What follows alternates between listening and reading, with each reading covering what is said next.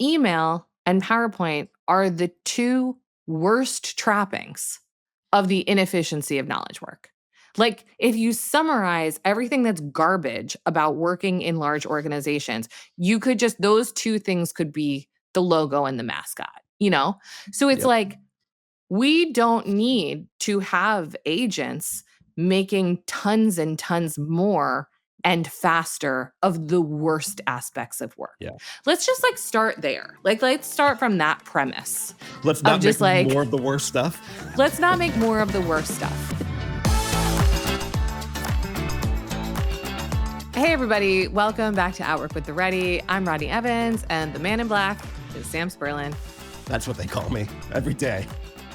I think they usually Rodney. call Johnny Cash that, but for today, it's you. Yeah. That's right. Y'all, AI is rewriting work right now, right in this moment. We feel like the future of work has arrived, and so we're not talking about it like it's not here yet. And now the question we're asking on this show is not if you're going to evolve or adapt, but how you are going to design work for what's next and what's frankly imminent.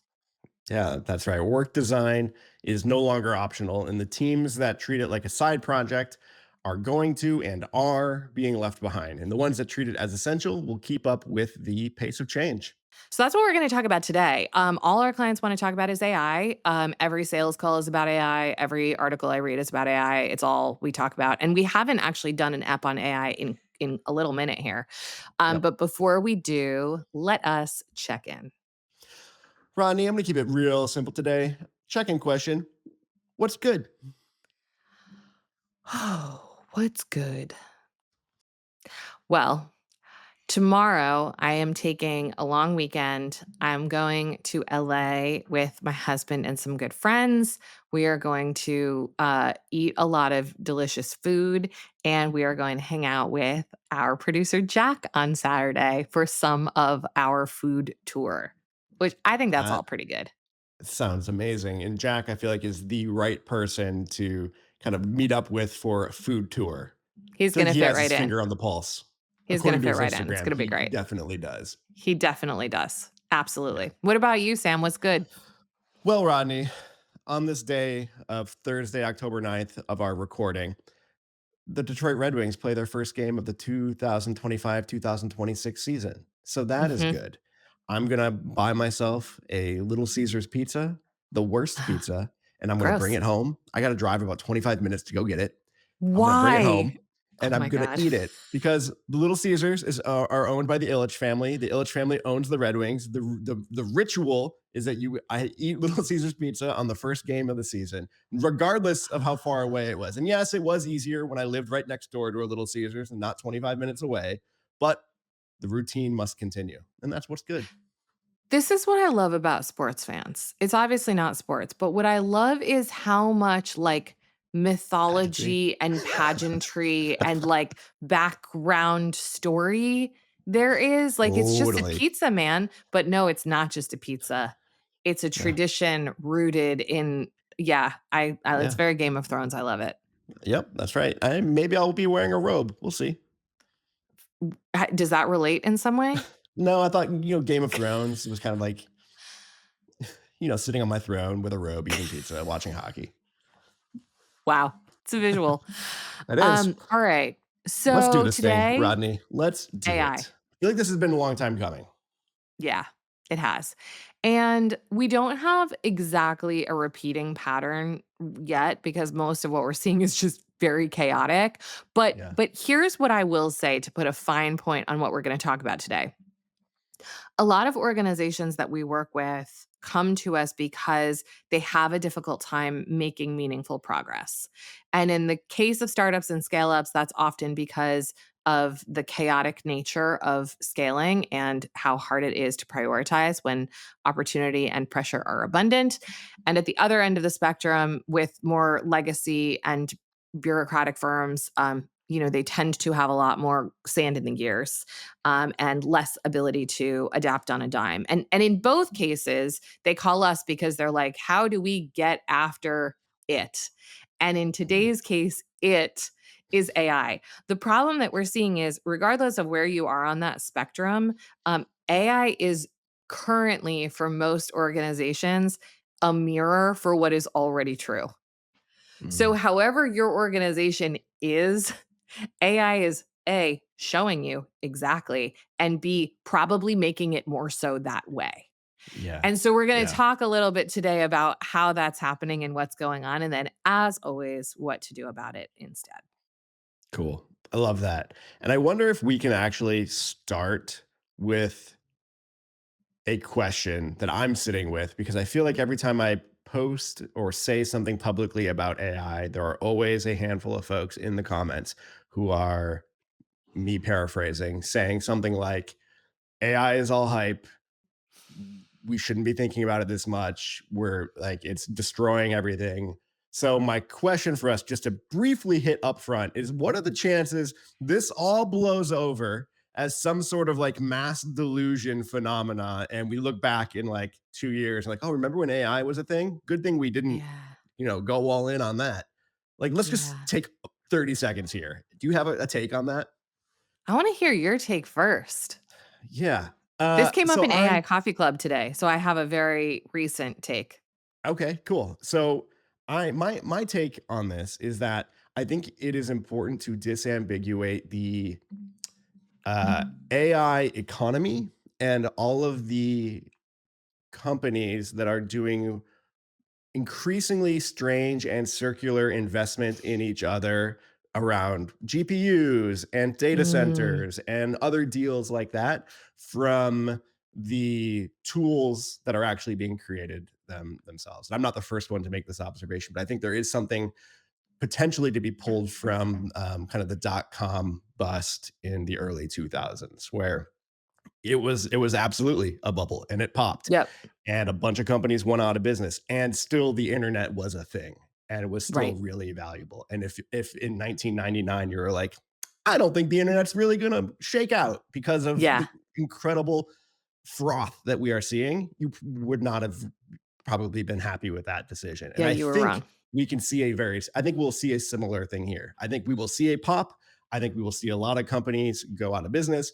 I think it'll hurt the economy for a while. And I still think there are useful tools that are happening now and will come out of this in the near future that we should be paying attention to. Hmm.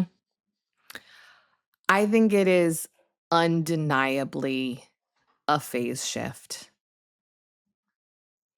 I don't see any universe in which it's just a dot, dot, dot. Just a Like, blip, just a blip. it's Yeah. not gonna be like DAOs, like, it's just not. And here's why I believe that. One is because the capability that exists today, even in how nascent we are into this, is already pretty astonishing.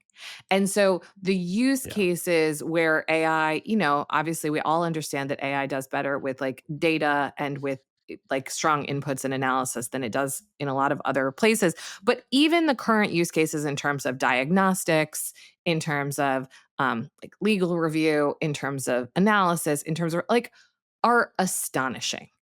So I'm just like, I'm not really willing to entertain the like, this isn't going to be a thing. That's one. Two, Yeah. I totally agree with you about like the bubble. And I basically would try to, in my mind, ignore any news that is not about the technology itself because all of that is just like a sports book right now. That it's just like people are betting on crazy shit that is based on nothing. And the investment ecosystem is largely irrational. And I think you're right. Like, I think it is the mid 90s right now. And they're like, pets.com. Am I right? And it's like, probably not, but like, we'll get there. So Yeah. I try to kind of ignore that and pay more attention to like, use cases where people are showing something and you're like, "Holy shit, it can do what now?" Like, I'm much more interested in that. Yeah. Um, 3 is, this is like my own, very personal take, but I think that AI is a perfect fit for extractive capitalism and the most broken aspects of work. So it kind of feels Yeah. like a perfect storm to me where nobody I'm not gonna say nobody, 90 plus percent of companies and certainly 90 plus percent of customers are not super happy with like how customer service is going Right. in like call centers, et cetera, like in high volume places. And most businesses have made that as cheap as humanly possible at the expense of the customer experience, and really great agents will take care of that. Like, Right. even the AI already inside of Amazon's native app to deal with most customer service inquiries is better than 75% of the experiences I have talking to a human being. So, like, it's just this strata of work that's a perfect storm of shit we don't wanna pay for, shit that doesn't work now, and a technology that can is already proving that it will be able to do this, that I'm kinda like, "This doesn't really feel arguable to me." So, I try to Yeah. look at stuff like that where I'm like, "Where's the convergence of, like, cost, problem, and solution?" And those are the spots that I think make it kind of an undeniable reality. Yeah, I'm right there with you. And I think the other thing, even if you're sitting here and still kind of being a grump about it, when there is a force like this that is radiating throughout all organizations, all of your competitors, like it behooves you to do your own research and to do Yes. your own really investigatory work to figure out if that is actually the stance that you want. So even if you think it's all bullshit, I think there's still work to be done to like determine that for yourself if that's where you want to land. Yes, and hard plus one, Sam. And I would say, even if you think it's all bullshit, and even if you are morally opposed, still go do your own research. Like, I think that the people who are burying their heads in the sand right now for valid reasons, right? Like, like creative ownership, environmental burden, uh, like potential massive unemployment. Like, these are all very valid concerns. And the answer to none of them is try to ignore it. Like, it's Right. just, that's not going to work. And so, what I'm seeing a lot is the two polarities. It's like the wait and see crowd. I wouldn't be waiting and seeing. I would be experimenting. We're going to talk about that today. Or the like hype and hope crowd. I see a lot of CEOs in that camp where they're just like, I'm reading stuff. I'm psyched about it. I don't know how we're going to do it, but man, I hope it works. I don't think either of those is a great posture to take right now because neither of them provides any kind of clarity or momentum within the organization. And that, to me, Yeah. all we're going for right now, like nobody has this figured out. Nobody's dialed. Nobody's getting, even the people who are publishing case studies, I think half of them are full of shit. So, like, don't let FOMO or feeling behind be the driver here for either wait and see or hype and hope. Get yourself into a place of experimentation and like, what can we try now that we can be learning from meaningfully? Yeah, I had my first moment of realizing how quickly things were moving because I was thinking back to like a year ago, and a lot of the AI discourse was like, here's how to prompt engineer. Prompt engineer is going to be this like high paid thing. And like, here's like a course you can take on it and all the like tips and tricks to prompt engineer. And I just saw a pretty respected AI thinker give a presentation a couple of weeks ago. And he was like, yeah, basically all of the tools, none of those specific like prompt engineering things are relevant anymore. Like Yeah. they have moved beyond that. And we're talking like less than a year of development. We have completely shifted the conversation on this thing that a lot of people were pretty stoked was, I'm pretty sure was like the next, like how to like The be thing. like a cowboy AI person. Yeah, 100%. Yeah. What else are you seeing out there, Sam? Well, I think I wanted to, maybe a good place to start is kind of digging into how you initially teed this up around how AI is kind of a mirror and an amplifier because I think the thing that I'm seeing most common or most frequently in a lot of organizations is really kind of just this I don't know copy and paste mentality about let's Mm, take our organization as it exists and give it a paint job of AI yep, and it'll be like faster and things will work a little bit differently and we'll probably strip out some cost and like we're transforming our organization and right. that is a solidifying and a magnifying of a broken OS, just with like a broken OS but faster, Yeah, which is not what I want to see happen in this phase change that we are talking about. But I think it is a perfectly valid in the sense that not that you should do it, but that you can do it. And I think a lot of sure. organizations are doing it, and it's leaving a lot to be desired. And really tactically, what does that look like in an organization? Is that like everybody got a little training and like everybody got a ChatGPT license or like what is the sort of like broad brush play look like? Yeah, the broad brush play that I'm thinking about here is basically how many humans can we replace with an agent of some sort and not really Mm, rethink like the workflows or anything, but like how many human behaviors are actually doable by AI, and like let's cut out the human and put out an AI in there instead and leave everything else around it as is. yeah, totally. And this is actually a really big question that I have about AI because when I wrote like the Ready's AI sort of perspective, to get feedback from you guys a few months ago, I was very much in the head of like garbage in, garbage out, and everything that I was reading and hearing from people particularly about workflow was like, you've got to get your house in order data wise in order to really be using AI well in terms of workflow automation, which made a lot of sense to me. Like, if you're feeding it nonsense, you're going to get nonsense back. There is a different camp that says that like the AI will ultimately skip the step of data hygiene and just be able to work around that rather than just automating the garbage that you have. I do have an existential question right now, or maybe it's just a design question of like, how long is that gonna take, and do you do the data play in order to use AI really effectively today, or do you basically wait for it to be smart enough that you don't have to get your own house in order? I don't know the answer to that. The perspective I'm taking is the former, which is have it solve material problems for us today, even if Right. that requires more manual intervention and more work on our part, because that is part of learning even if Right. ultimately that's not a necessary step in a year. But I do think that there are people out there who are like, nah, we're just gonna like let our horrible like data debt exist and hope that there is an automation solve for this that does not require us to get our shit together. Yeah. No, that's a really good question. I think I fall similar to you in the camp of like I am skeptical of any course of action that is purely wait at this point because I Yeah, don't think you learn a I lot while agree. waiting.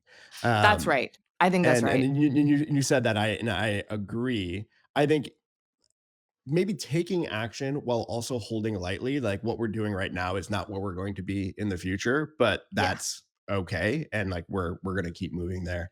I think the other thing this makes me think about is why it will be important, I think, for a while to have humans in lots of these loops.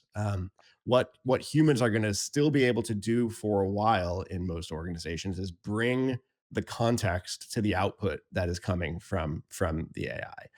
Yeah. And I'm sure over time that'll get more, it'll get better and better and better. And maybe we can make the argument that you don't actually need the human in the loop at that point. But I do think there's a lot of context that someone who has been doing the work for a long time or in the organization for a while can sanity check stuff that is coming from the AI. And even if the AI is generating things that are unexpected and don't make sense, at least you have someone now who can like follow that thread basically. Yeah. Is there something to like understand about what is happening here? And even as I'm saying it, which is what like blows my mind about this, I understand that the way AI works is like nobody really truly can understand it. Like you can't really follow the path back because it's not deterministic that way, the way computers have been our entire lives, which is a bit of Right. a mind fuck.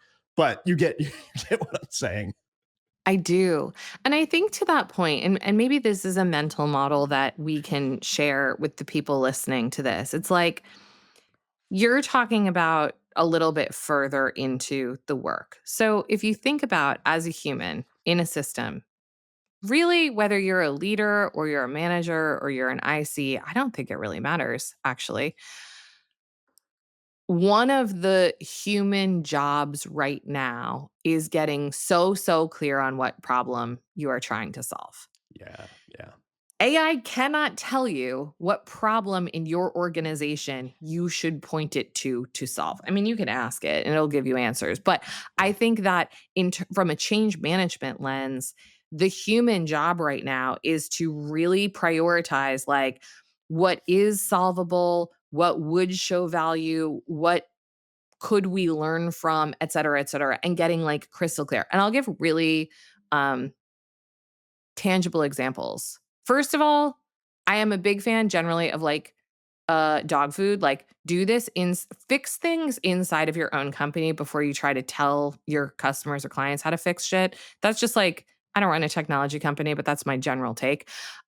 Two is like even at the ready right now, there are 3 use cases floating around that are being debated in terms of what order. And like when I say debated, like there will be 3 sprints and each of these will get made.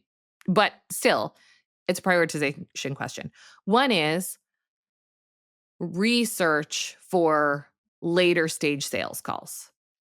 So, all of us do research about the people that we're talking to, the organizations, the landscape, the strategic problems, blah, blah, blah, blah, blah, as well as looking internally at what conversations we've had before, all of that kind of stuff. So, that is one problem. It takes a bunch of human intervention to do that preparation. That's one problem that AI can solve. The second problem is essentially like network management for us. So there is a universe in which AI could do more for us in terms of scraping our LinkedIn's, our own HubSpot, our own Slack, blah, blah, blah, blah, blah, to do a better job of understanding and managing our network. And three is the dashboard, the state of the business dashboard that we run the company on requires manual work yeah, to basically braid 3 different systems together to give us a data picture. Those are 3 workflows that absolutely are automatable by people inside of our company. Now, first of all, a lot of people that I talk to aren't even that clear on like those are real things that are real problems that would have real value to us. yeah, But then from there, it's like, okay, in what order is that most important? And we are looking at our strategy for 2026 to make that determination. So we yeah, don't get caught in a loop of just like, well, I want this thing and Mia wants that thing and Colin wants that thing. And so we're yeah, stuck. yeah. Well, and the important thing there in everything you just said is that throughout all of this and well prior to what you just described here, we all have been playing with and trying Yes, and learning as much as possible. We didn't kind of like sit on our hands and just put our thinking caps on until we decided which 3 things we're going to go be precious about. It was like, that's no, like right. we've all been trying very, really small scale experiments on all sorts of stuff. So we even have a sense of what problems could it even be directed at. That's exactly right. And to that point, Sam, like one of the things I keep saying to clients is like, and it's not really different than any other kind of organizational change. I keep saying like you really have to have the scaffolding to do this. And they nod, but sometimes I wonder if they know really what I'm talking about. When I talk about the scaffold around something like AI usage, here's what I'm talking about. And you add your own to this list, Sure. Sam, because I'm sure you have other stuff. I'm talking about and this I think is a lot of the work that we did for the last year was the scaffolding work so that we're at this point. It is enough skill building. So not just saying to people like go figure it out. It is enough um, encouragement, skill building, et cetera. It is clear constraints around like what technology is safe to use and in what ways so that we are legally and ethically compliant with our own standards.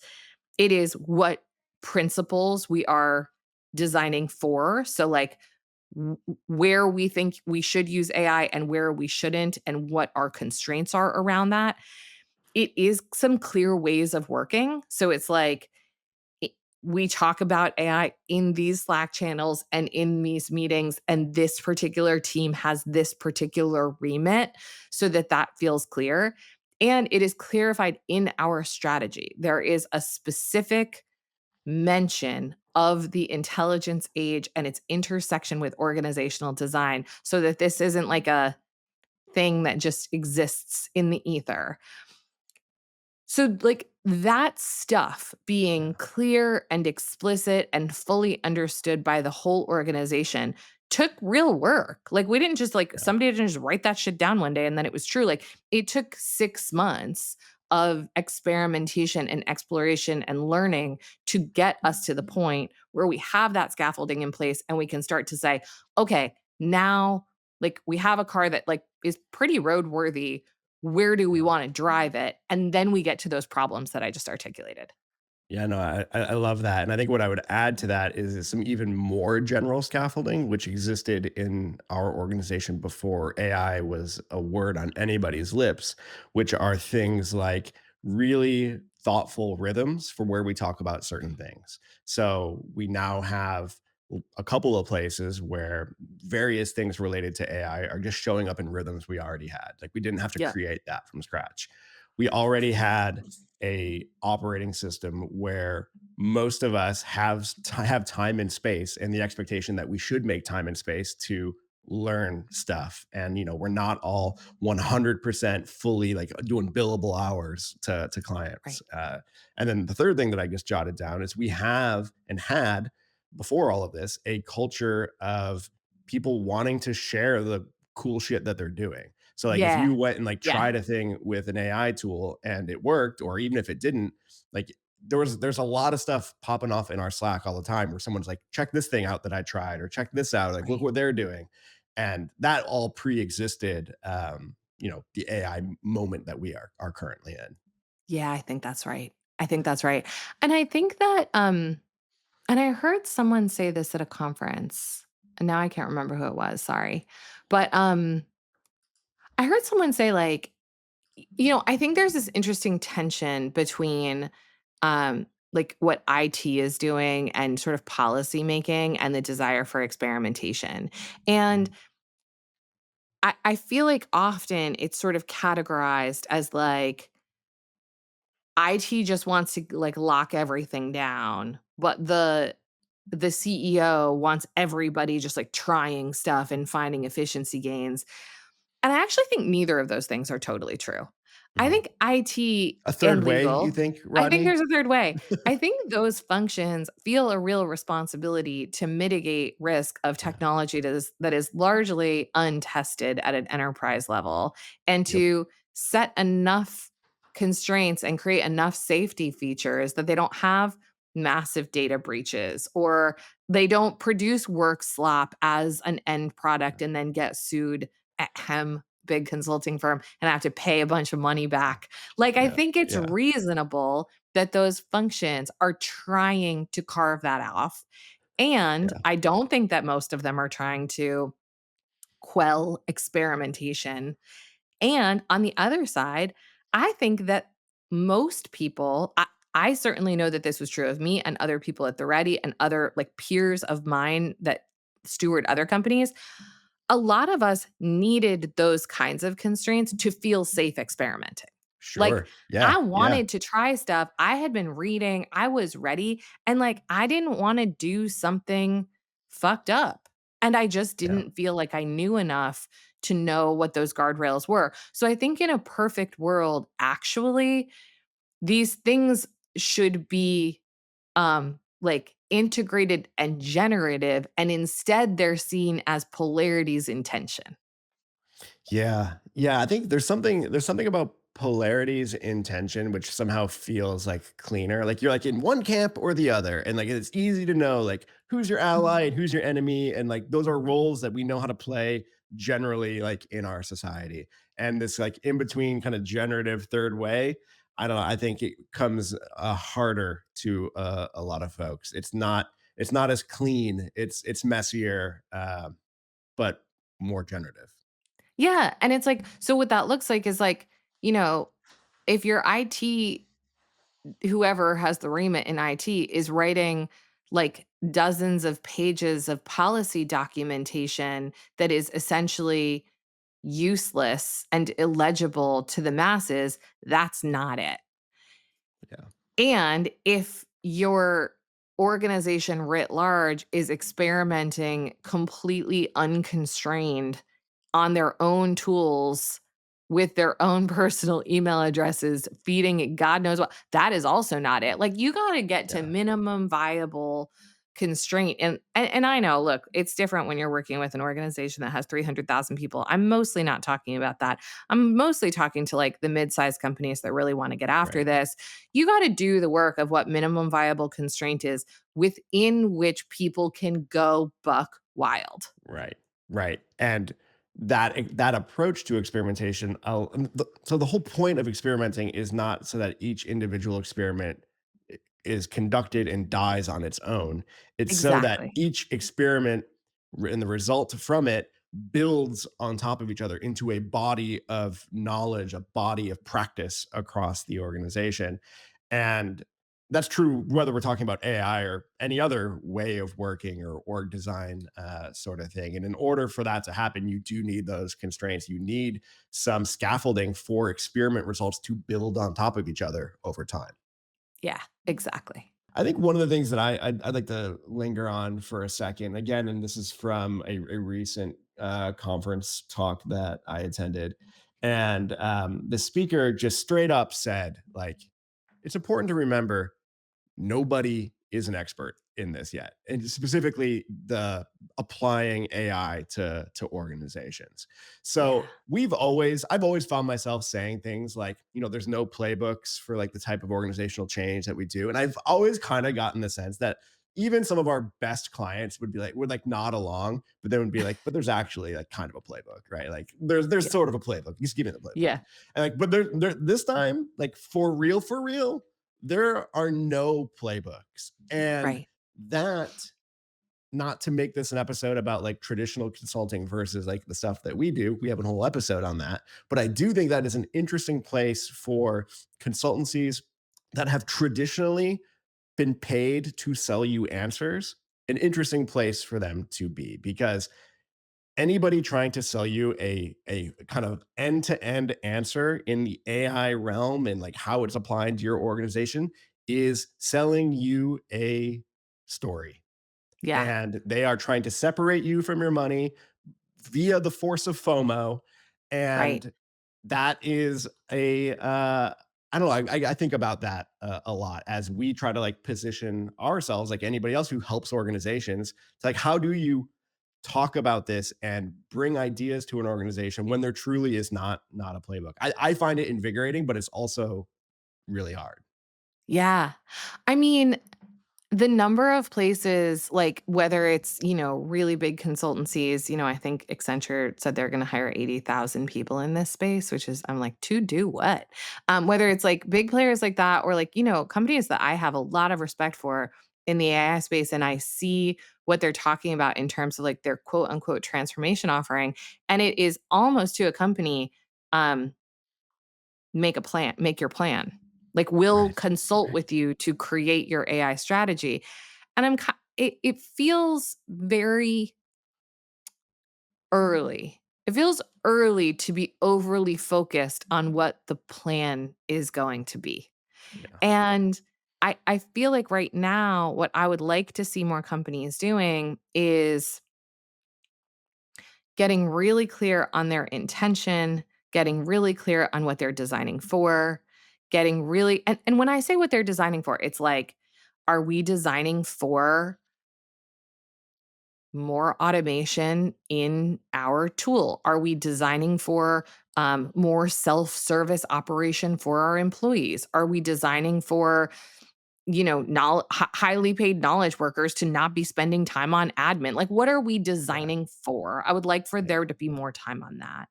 And then I would like to see more time on what the guardrails are within which experiments can happen. And then more storytelling, more demo days, more, to your point, more working in public, and less focus on like what the fucking roadmap is. Who cares?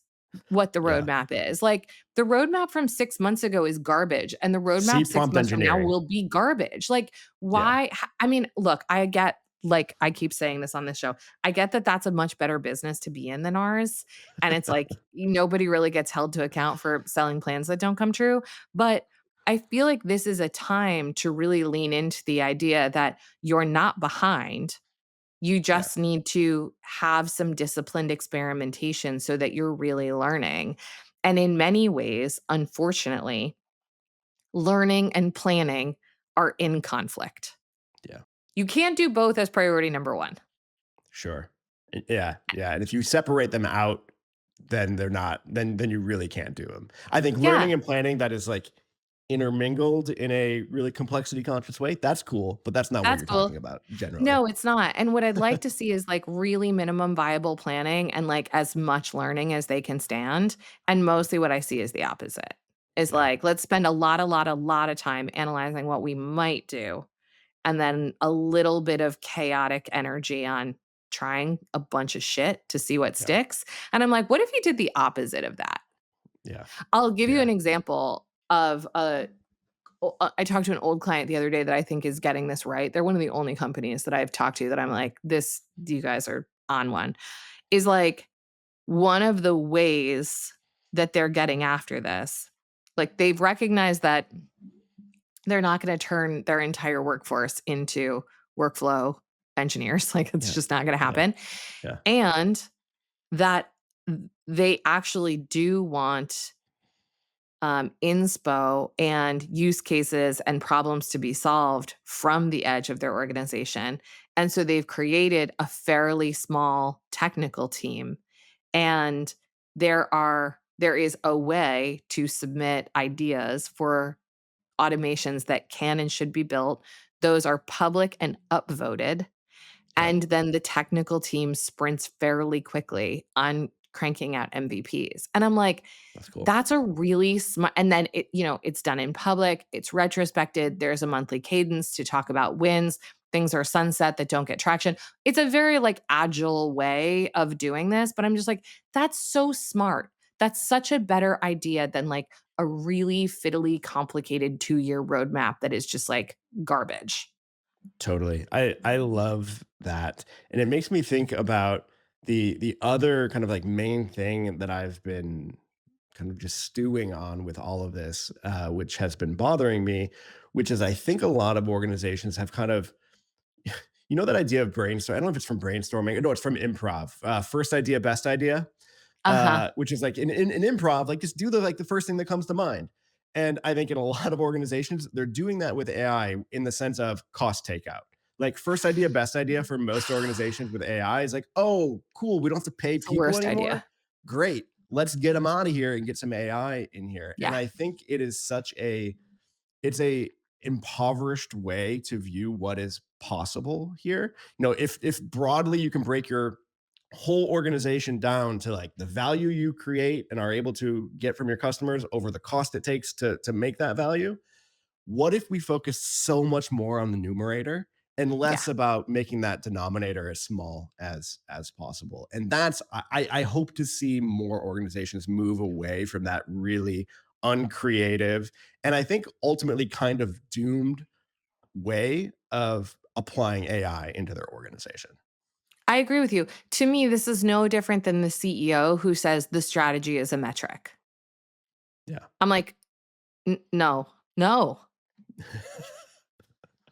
disagree." It feels like the same thing. It's like you are saying the outcome is the work, and, like, that's just like cost takeout or headcount reduction or productivity matrix, like, those are going to be lagging indicators of a complex body of work. Yeah.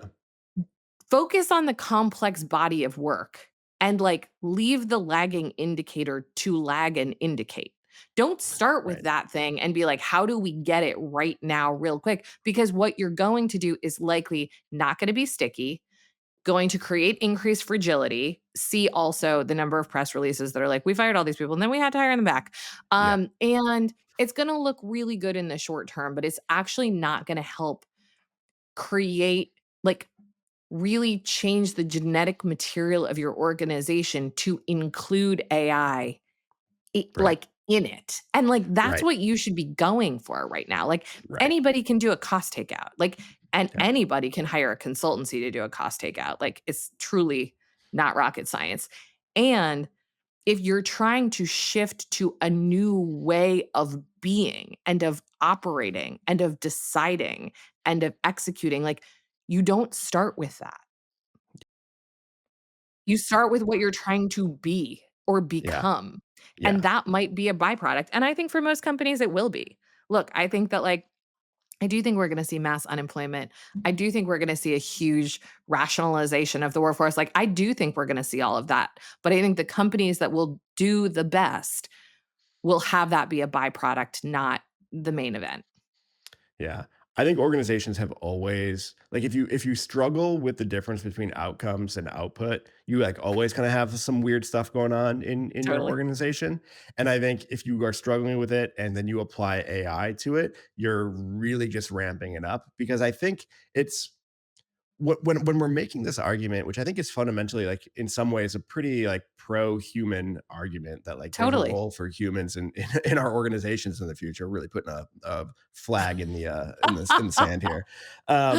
But I do I there's something about if we are trying to use AI to keep work into like human sized packets, we're doing Mm, something wrong. What I mean by that is all of the kind of chatter around, or like usually kind of like memes or jokes around how like I wrote this, I asked AI to like take this like bullet list and make an email. And then the AI sends it to you, and then your AI took that long email and broke it down into three chunks.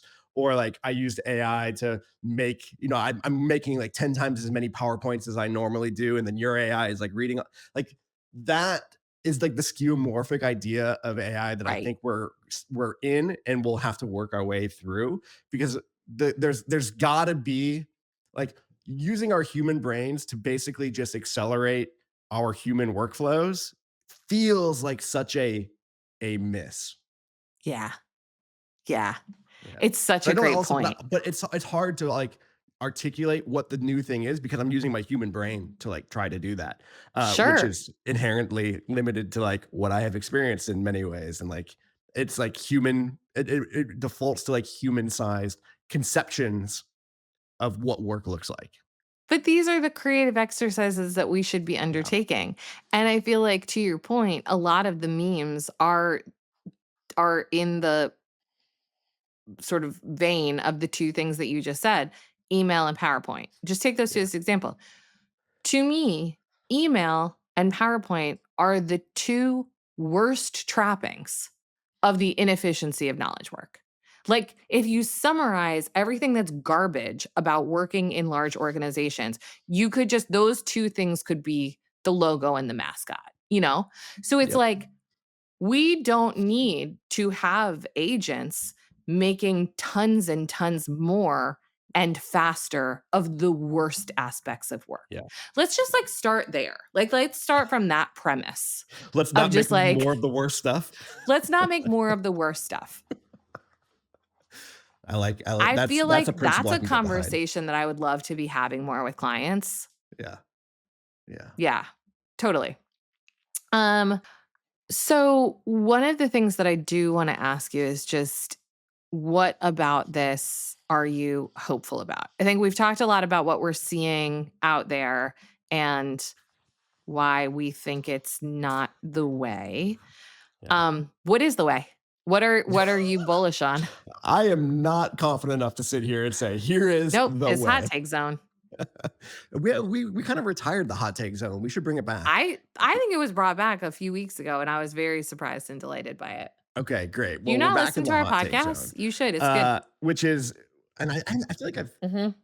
I feel like I've mentioned this somewhere, but maybe not. But I think there is something interesting about, so the ready we're self managing, right? and you don't have to be deep into the theory of like holacracy and sociocracy to like basically understand that we don't have a traditional hierarchy, traditional org chart, nested teams and circles and authorities that work together to do stuff.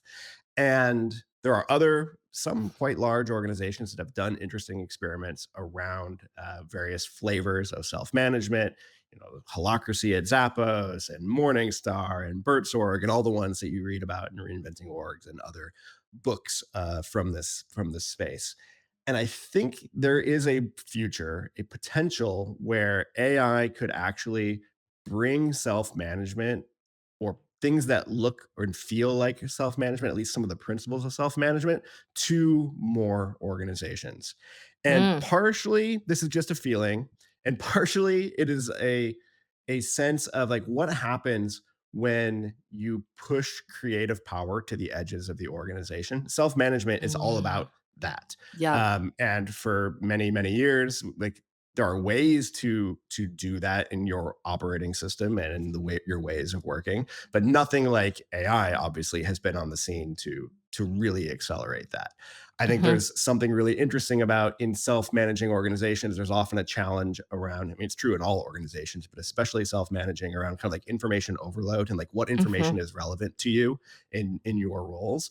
And I'm picturing an AI where it really deeply understands your role that you're playing in the organization and what information you need for and who you need to be connected to. And it's a complex network because it's a huge organization and it's not something you can just look up on an org chart and boom, like your AI is like built your personal, like individual dashboard for like what you need to do your role. And suddenly I feel like we're like unlocking new ways of showing up in an organization that actually makes me really excited. And I notice at no point here did I talk about stripping out cost or replacing people with AI in any way. So there's something in that future that I hope we continue to push toward as a species. I think that's really interesting.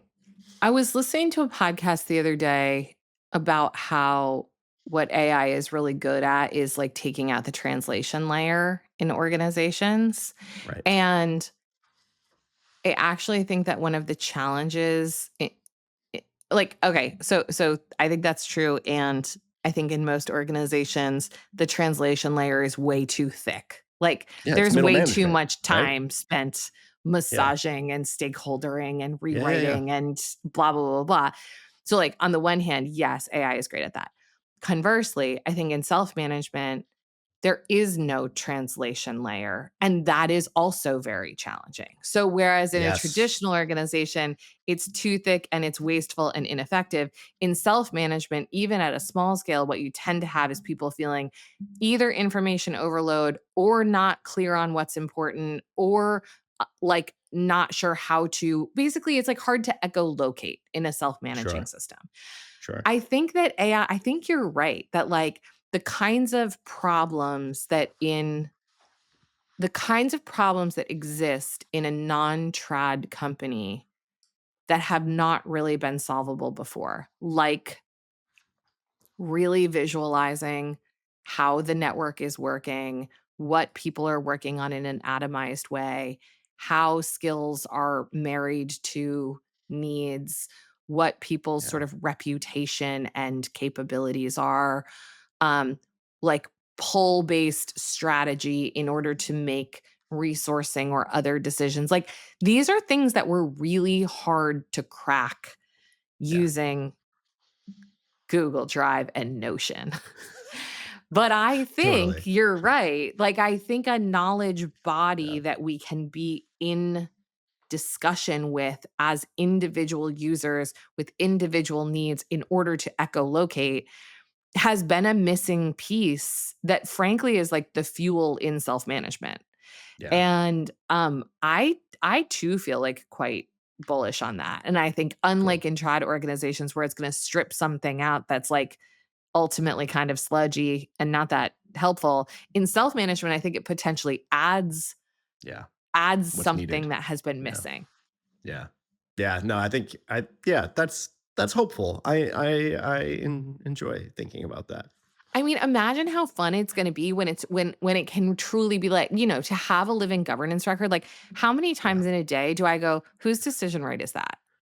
Now, yeah, what's great about our company is that it's someone's decision right and it's written down and everybody's yeah, consented to it. What's less great about it is I fucking have to, like, probably just ask in Slack because I don't know. yeah, yeah, But, like, yeah. that's not gonna be it's not gonna be like that. No, no. Hopefully That's not. exciting. Hopefully not. I, Do you have any ideas you wanna tell people about, Sam, that we didn't already tell people about? I think just we've talked a lot about experimentation. We have. So the only little bit that I want to add to that is, yes, experiment to like see what works. But I think particularly in the AI, in AI's case right now, experiment to break it. Mm, You need to really understand what it's not good at so that you're not in the default position of just trusting everything it says. But because boy howdy, should you not do that. yeah. So you should really get a good texture, get a good feel for when the AI is full of shit. And the only way to Yeah. do that is to try to break it in, in domains where you know what the answer is and what it should be saying and noting when it's not and like making sense of that. Yeah. I think that's really smart.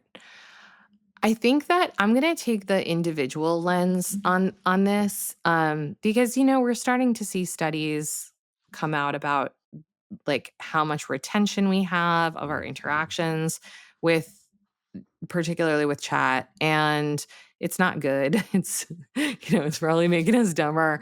Um, Yeah. I feel like as an individual, so we've talked for some number of minutes, it's a lot of them, about experimentation and constraints and system design and blah, blah, blah, blah. But as an individual, what I don't think most people have really honed a skill around yet is like, where is this making me better and where is it not? And what is the partnership that feels like augmentation for me and that pushes my thinking and that makes me sharper or more creative and really, like, not just more productive. Because again, more productive is fine, but, like, I wouldn't, as an individual with any authority in any company to do anything, I wouldn't be orienting right now to just like, how can I be more productive? I'd be like, how can I be more of whatever I'm trying to be? How can I be Yeah. more original? How can I be more creative? How can I be more iconoclastic? How can I be better at sensing trends? How can, like, I would tune into what I'm trying to do, and I would be experimenting with how my partnership with this technology makes me better at that thing. Because in many ways, the worst use cases are outsourcing your thinking and just getting dumber. And the Yeah. best use cases are like how to hone and sharpen and use it to challenge you. Fuck, that's motivating. I'm Thanks, gonna man. end this. We're gonna end this episode so I can go like think about that some more and figure it Go out. get it. Yeah. Cool. All right, should we wrap here? Yeah, I We think took a so. first swing at this AI episode, so we can come back to it in a year and be like, "Holy shit! Wow, we We didn't know were what we wrong were about talking about. Things are everything. totally different."